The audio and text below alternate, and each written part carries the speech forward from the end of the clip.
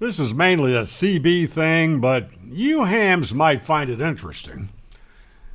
Well, we've all seen it, two CB antennas mounted on each mirror of a tractor-trailer cab. Sometimes you'll see dual antennas on a pickup truck or a Jeep, for example. Dual antennas are heavily marketed as offering better range, performance, and a clearer signal than a single antenna. One retailer says, "Nothing screams America like a pickup truck with an impressive dual antenna installation."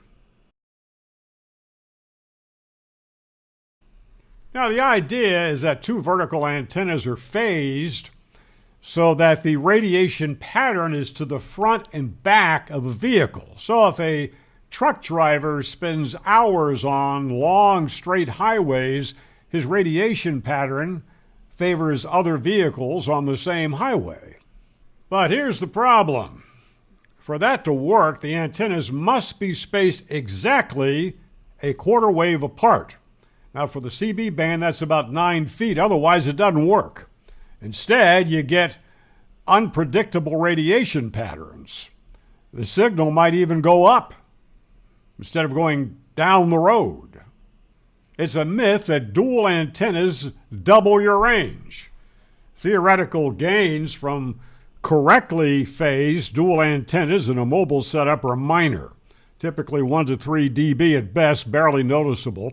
Now, most of the time, because of imperfect installation, the gains are wiped out by system losses. Also, trucks and cars are full of metal that reflect and distort radiation patterns. Mounting dual antennas in the mirrors may seem balanced, but cab shape or even passing buildings can create reflections and RF shadows that destroy any theoretical benefit from dual antennas. Now, adding to these problems is the small size of these dual antennas. Many are 4 feet long or less, very inefficient. You might think you're radiating 5 watts when in fact it might be 1 or even less. A properly installed single CB antenna, especially a quarter wave whip, will outperform a poorly phased or improperly spaced dual setup. Single antennas are easier to tune for SWR, simpler to correctly ground, and they perform more consistently. I would add that a full-sized 8.5-foot CB whip coupled with an auto antenna tuner makes a great ham radio mobile rig.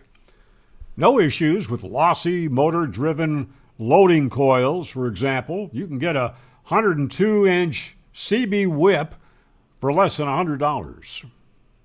Consider subscribing to this channel and ring that little bell to be alerted to a new myth-busting video. And 73.